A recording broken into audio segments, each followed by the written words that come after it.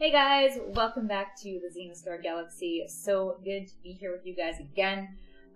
Today I really wanted to do a bit of a different video. This isn't a stream summary or anything for you guys. I wanted to bring you some content on my progress so far with no NAT 5. And I really wanted to showcase some of those key units that you can get, whether you're spending money in the game or not, that will help your progression in terms of building an Elder Drake team, and really just to show you guys what I've been working on, because I'm really excited moving forward to see what I can do without having a NAT 5, and just give you guys some tips. Now, I'm in no way an expert on the game. All I can really tell you guys is what I've learned so far and what I have focused on in terms of my game, specifically my account. And I really wanted to showcase some of this for you guys because I think it's pretty interesting.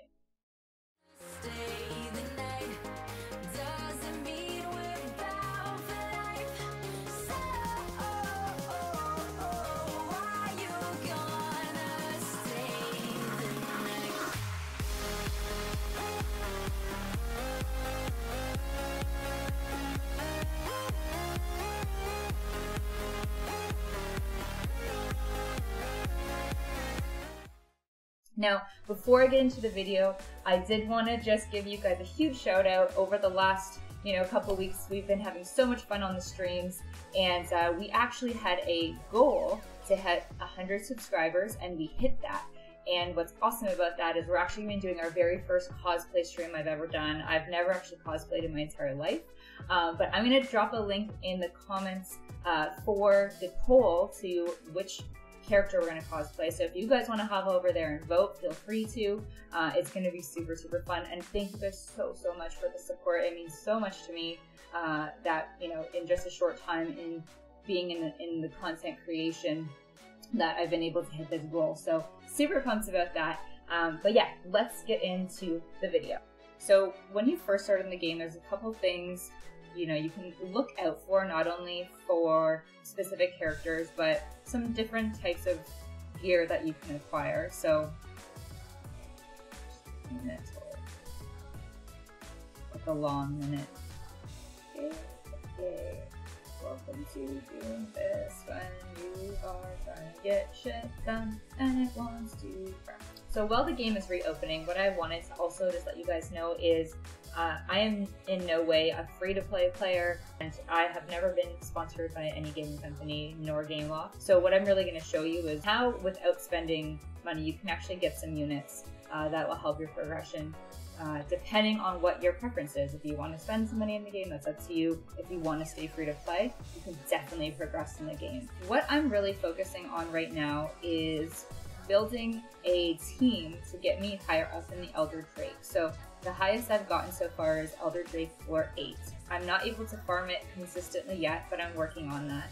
And so what I've got is this little girl here. So you may or may not pull her. She is actually a NAT 3 unit. So she is able to be pulled from not only common discs, but your rare discs.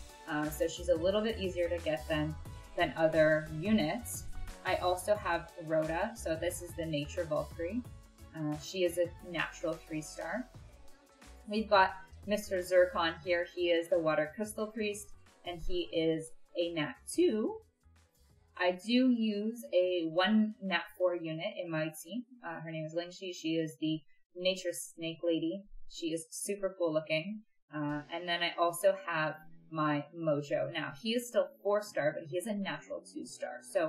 So really the easiest way to obtain Mojo, who's a key unit, you can either buy him in the shop or with gold, not money. So there's actually a shop here that's called the Black Market. So if you go into your shop, go to the Black Market, you can obtain him through here. As you see, funny enough, he pops up.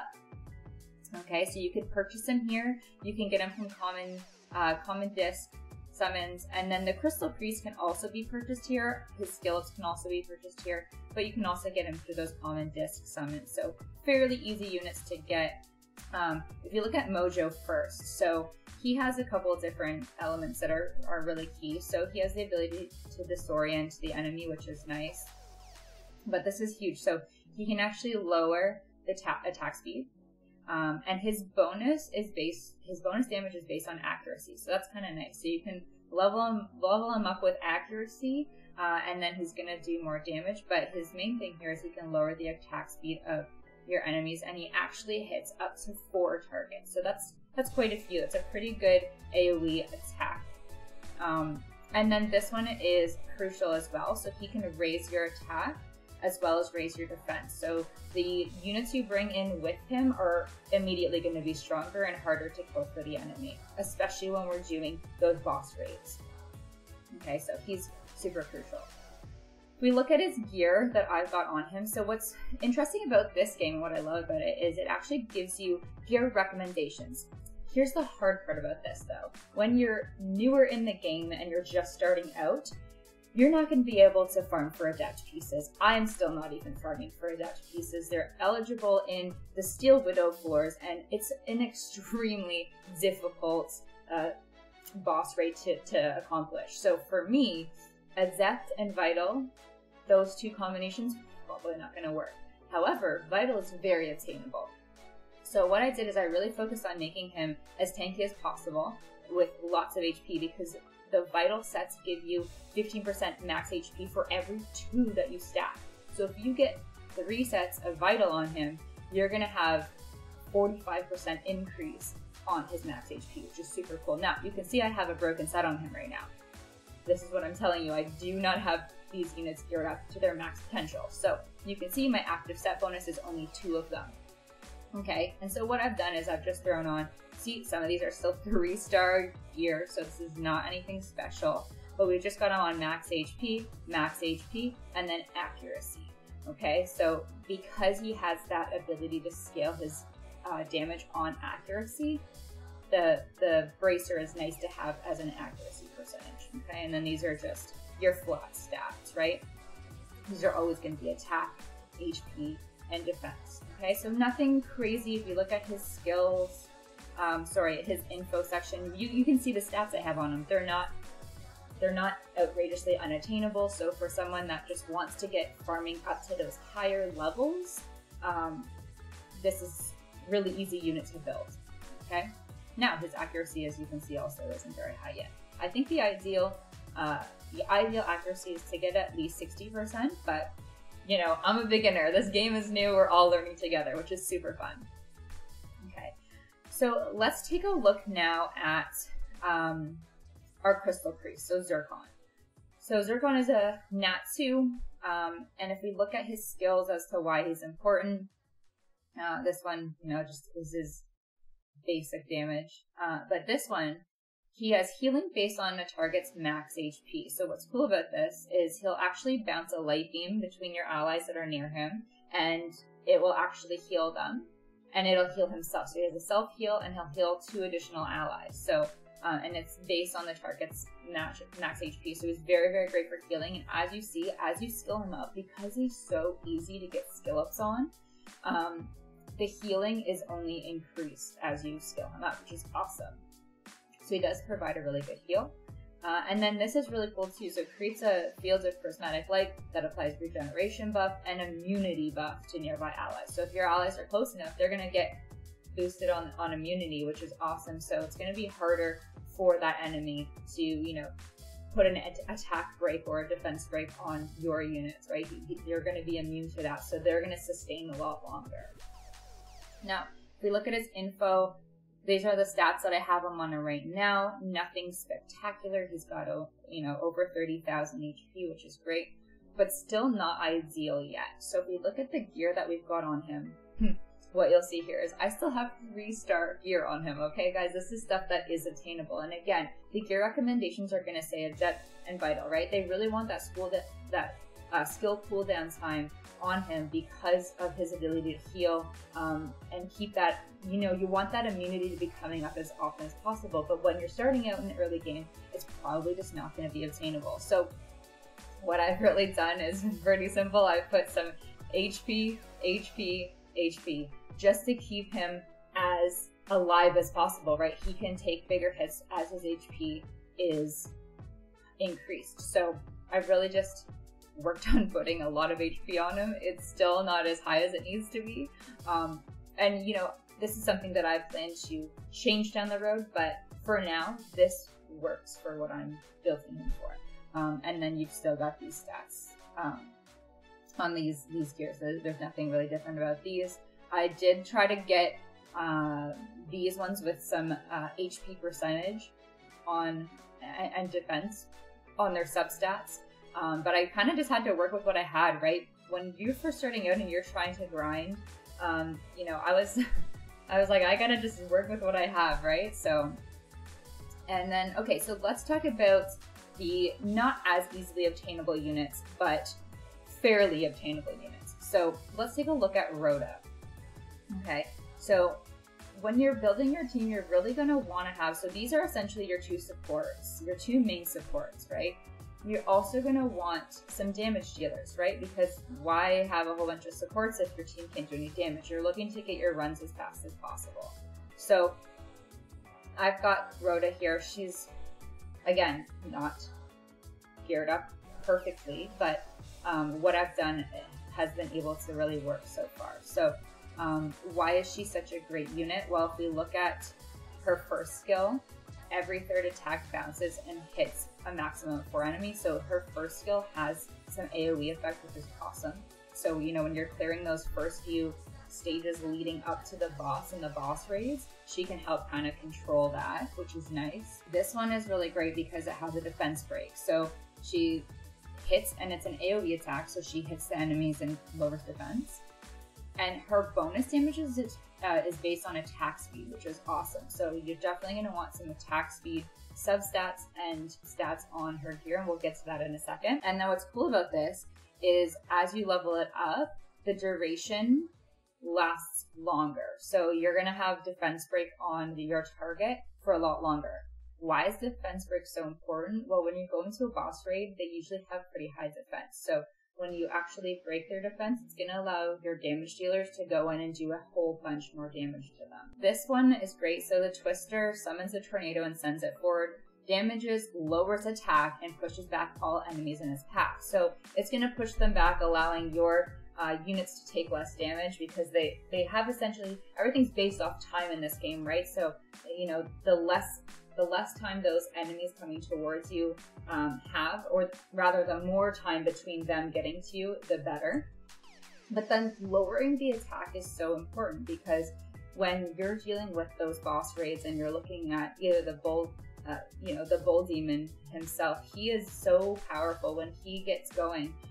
If he has his attack lowered, it's just going to help your unit sustain longer, obviously. And again, bonus damage based on attack speed. So the nice thing is, it's consistent with her. So you really just have to focus on like getting her attack speed as high as possible, versus, okay, one of them scales on your accuracy, one scales on HP, one scales on this. So I like that about her. It gives you a little bit more focus when you're coming to work on her gear, and a little less gear requirements for her. Okay, and then obviously she does her damage increases, her duration goes longer, and the skill cooldown becomes shorter as you skill up her skills. And then Tempest is really great because it essentially raises your whole team's attack speed. So what's great is because her other two skills will scale off of her attack speed, when she does this, she's going to raise her attack speed. So if you already have a lot of attack speed on her, plus this skill, those other skills are just going to do so much more damage. Okay, and then she also comes with a synergy trait. So synergy traits are what you can actually have applied to all of your team when you're going into a battle. So if you apply her synergy trait, everyone's skill cooldown time in your team that is a nature unit is going to decrease by 19%. So that's really, really good too. So yeah, so she's definitely a unit to have, and she does a lot of damage as well. When we do a run, I'll show you the damage report so you can see how much damage she actually is able to do. Surprisingly, a lot. Okay, so now that we've talked about her skills, let's take a look at her gear. So again, not the fanciest gear on her. I do have a 1 5-star that I was able to pull as I was starting to climb up. But again, you can see her gear recommendations are recommending Adept and Vital. I wasn't able to get those. So I really focused on getting, you know, those vital sets on her. They're the easiest for me to obtain right now. So what I've got her geared up as is attack speed, HP, and attack. Probably not the most ideal thing to have on her. This is going to be obviously always attack speed because of her being able to scale off her attack speed. I might change these up down the road. I mean, yes, I want to have her as sustainable as possible, but maybe, you know, we'll change the HP stat to over here and make this like, maybe we'll gear up with some crit damage. I'm really not entirely sure how I'm going to build her, but what I've done so far works for me, if you get what I feel, or if you get what I'm saying right now.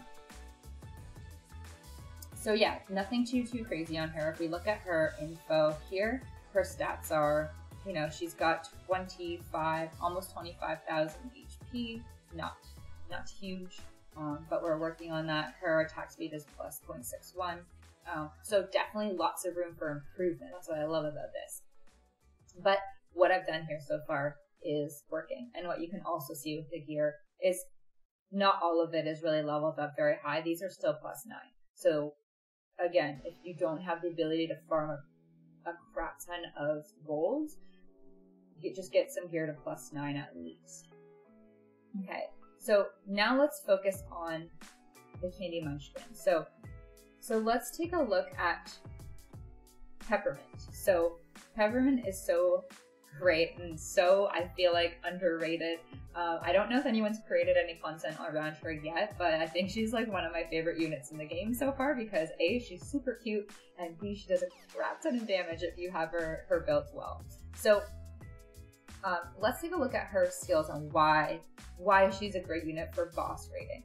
Well, one of the awesome things about Peppermint is she has 2 skills that will do damage based on the target's HP, max HP. So when you're going into boss raids and these bosses have a crap ton of HP, she can do a lot of damage to them if certain things play out accordingly. Okay, so let's look at her very first skill. So her first skill fires jawbreakers at a target enemy from a distance and deals damage. When enhanced, deals bonus damage to the primary target based on the enemy's max HP. Okay, and what you'll see is I don't even have skill ups on her yet, so her potential hasn't even been close to being reached yet. Okay, but this itself is a really great first skill.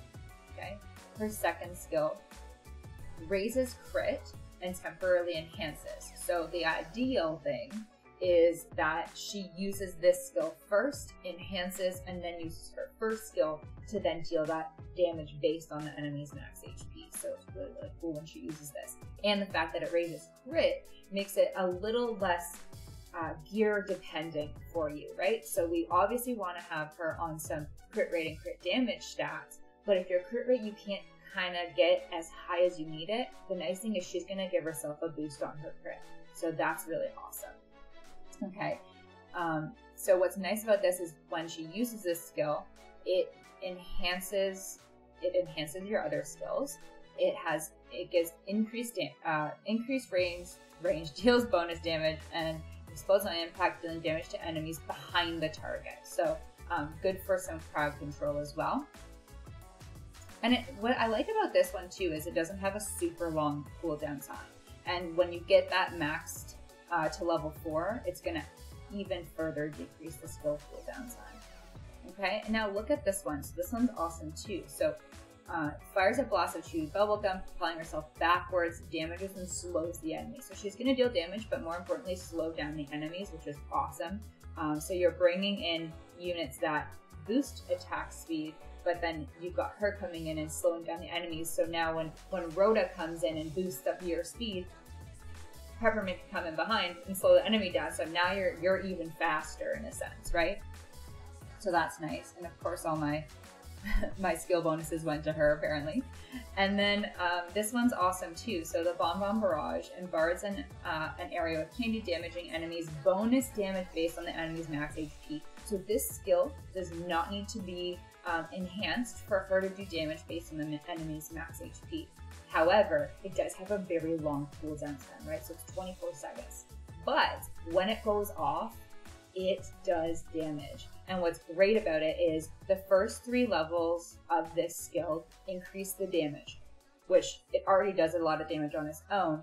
Then you get into level 5, 6, and 7, you get 3 chances to decrease that cooldown time. So I feel like once she gets maxed out, she's going to be super, super crucial for my team. And I'm probably not going to summon for a long time because I really, really want to work with the team that I have right now and be able to do Elder Drake 10. I want to prove to you guys that it can be done with this non-NAT 5 team. Okay, the nice thing about her, this is why she's so great for boss raids as well. I'm gonna come back to this max HP bonus, but check this out. Her synergy trait increases the attack of all of your ally champions by 33% in boss raids. So now she's scaling her damage on the max HP of the enemy plus that additional attack increase based on her synergy trait. Super, super awesome for this little candy munchkin. But my thought process behind using her really spawned because there are other candy munchkins, right, that aren't a 3-star unit. So if we look at the water candy munchkin, okay, she's very similar. Her main difference is she has an immobilization skill and has a defense break, okay? Why I chose Peppermint over her is because I don't need an additional defense break. I have Rhoda doing defense break. So why not have that additional skill that's scaling off of the enemy's max HP? Just my thought process. Leave a comment below if you guys have a different thought process. And then I also recently pulled, where is she? I pulled the Dark Candy Munchkin, okay? So I do want to build her. She's very, very similar to Peppermint, but again, she has that defense break on her 4th. I just don't feel like I need that for what I want her for, but she could definitely be useful elsewhere, and she's just super cute, and I love the color of her. But I'm going to stick to Peppermint because of that 4th skill. That puts the icing on the cake and the cherry on top, whatever the heck you like to eat. It's awesome. So, okay, so that is it for my 3-star and below units that I'm using. Before I move on from Peppermint, let's just take a look at her gear so you guys can see. I don't have even the best gear on her. I do have 3 completed sets though. So again, this is recommending Vampire gear with Keen. So I was able to get Keen on her. I can't farm with that Vamp gear yet. The nice thing about the Vamp gear, when you have Vamp gear on her versus anything else, she can be a really great farmer for you as well. She can farm really quickly because she'll have that self-heal, that life-stealing ability. So she'll be able to sustain for longer and have lots of damage. So ideally that would be nice, but we are where we are right now and we have to work with what we have. So what I put on her was an attack speed percentage on her shoulder. I'm thinking I'm going to change this at some point. I'm not 100% sure. This was just something that I felt I'm going to put some attack speed on her, but I may change that down the road to maybe like attack. We will see, because I want her to just be a damage dealer, but I also don't want her to be super, super slow. And then I've also got her on crit damage, and then I've got her on attack. So speed per damage attack. You could change it to like HP per damage attack or attack per damage attack. Just depends on what you're finding, right? If they're going through runs and she's dying really quickly, or maybe she's not dealing the damage that you hoped she would, you can play with those gear sets, right? Like there's really no ideal gear set out there yet because not everything has been tested yet. This game is so new. Okay, so yeah, I have 1 3-star and then the rest are 4 and 5-star, but they are attainable for sure. Obviously looking for some crit rate substats on this gear. I have a couple that have it, not a ton. This one's nice. It's got a crit rate percentage. This one has a crit rate percentage. This one has some extra crit damage, which is always nice. And then, crit damage, which is great. So, you have to play with what you have and use what you have. But these were all obtained from doing Elder Drake 5 or below, just so you guys know. I haven't actually changed any of my units much since I was able to farm higher floors in the Elder Drake. So yeah, nothing too crazy on her in terms of gear yet. just crossing over 20,000 HP with her.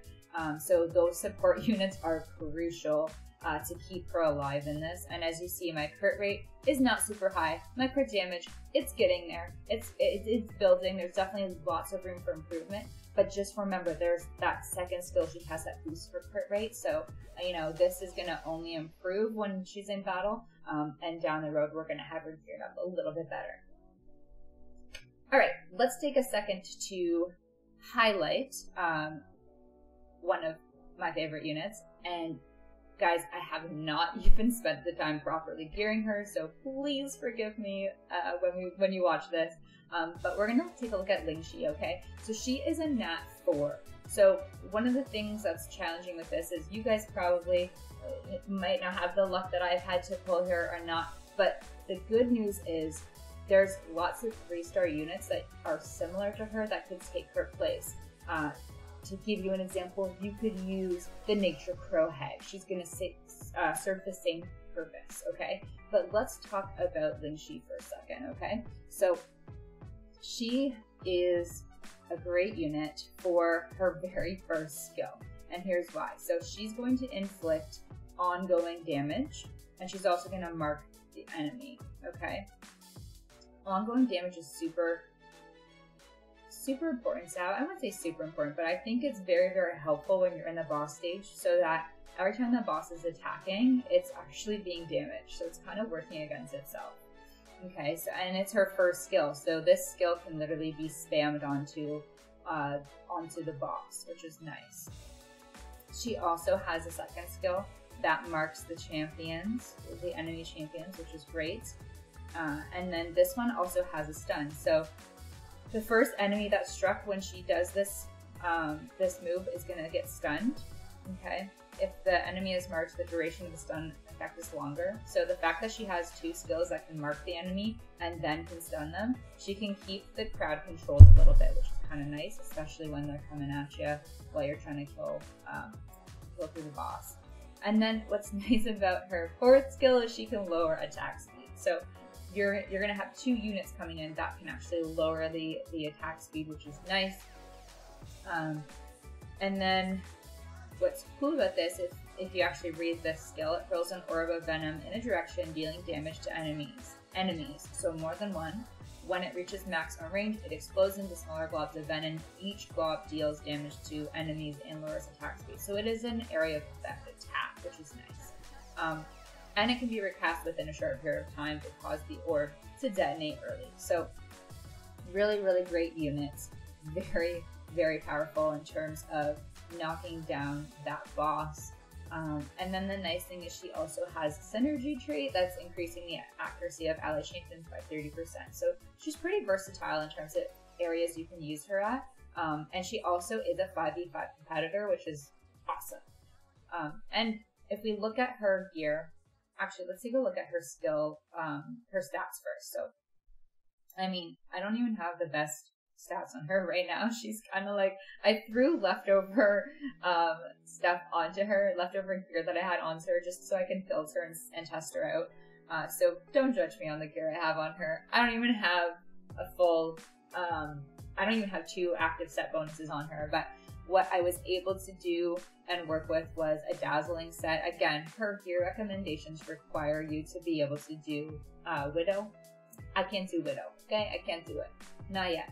So she does have pretty poor gear on her. But what I want to show you guys is what I've done. I've just put some HP accuracy. That's really all I've done with her. Nothing too special. And then she has the dazzling set, which increases her skill stun rate by 25%. I mean, it's working so far. Okay, nothing crazy. They're not even plus 12 yet. I don't even know if I'll put them to plus 12. But yeah, nothing crazy. I just wanted to show you guys you don't have to have the best gear or the best units to be able to build a team that functions. Obviously, it can only get better from here, and Mojo definitely needs to get 5-star. Okay, so we're gonna do floor 7, and hopefully it works this time. Now, with the PC plane, I can't actually focus the boss. I don't know why when I click on it, it does not focus on the boss. But what's cool about this team is what I found is if I focus the boss, it actually does it goes way, way faster in terms of completing it. So yeah, so we'll just go through this run. They're all working. One of the things that I've seen people do is they'll put Zircon as the one that they're watching so that he centers more often and has the ability to heal in a better range. Like he'll actually be closer to the units and stuff. I haven't noticed it make a difference, but I've seen other people do that. So you can kind of like watch and see the damage that's being dealt. What's really, really cool is we'll take a look at the damage report when this is done. I love that they have that, so you know what units are doing the most damage, which ones are doing the most healing, all that kind of stuff. So there's the Elder Drake. Now if I could focus on him, it would go much faster. It doesn't allow me, like literally clicking on it, it doesn't allow me to, but what's nice about this team is when you focus the boss and their skills work the way that you want them to, we can actually kill the Elder Drake before it jumps, so that those runs are much, much faster. And you know what's cool about that is when that happens, you just literally see the Elder Drake's bar go way down, and then the run is over, and it's super, super fast, which is nice. So if you can get your team built, try your best to make it so that they can actually kill the Elder Drake before it jumps up. It's just going to make it a lot faster, because you're basically wasting 30 seconds of your run when it jumps. So we'll see what the damage looks like when we're done. The Elder Drake 7 run for me is definitely a little bit slower. As you can see, we've lost some of our units, but we're still killing the Elder Drake boss, which is nice. So we'll skip that. So it's just over 2 minutes for our run, which is pretty good. We've got some shards. And no, we don't want to watch an ad for that. But let's take a look at the damage report for this. So what you can see here is my Rhoda is doing the most damage right now, okay? We have Peppermint coming in with some good damage, as well as Nature Snake Lady. They're both doing, all three of them are really doing a lot of damage. And so this is kind of gives you the breakdown of how your team's working together, which is nice. And so let's do this. Let's go back to the boss raids. I want to see if we go to floor 6, just for fun, because I was getting so pumped the other day with this. Okay. Such a bummer that I can't focus the boss, because I really, really want to show you guys what it looks like when it just like depletes the whole health of the boss. But hopefully on 6, I can kind of give you guys they should just be able to do that whether or not it's focused, but we'll see. And if not, that's totally fine.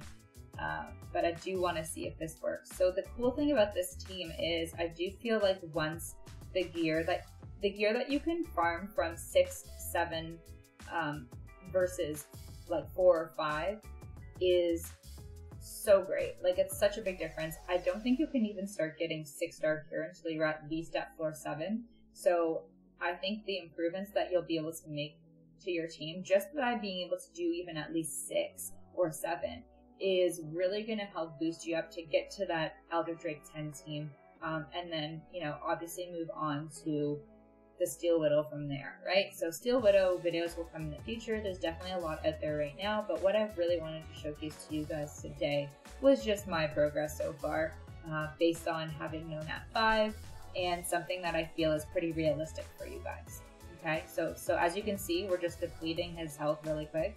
Wasn't enough to totally wipe him out. I'm really, really hoping in the future that GameLoft releases the ability on these boss runs to focus the boss as just like an auto feature, because this is a super grinding heavy game, right? It's not something that you can just like never play.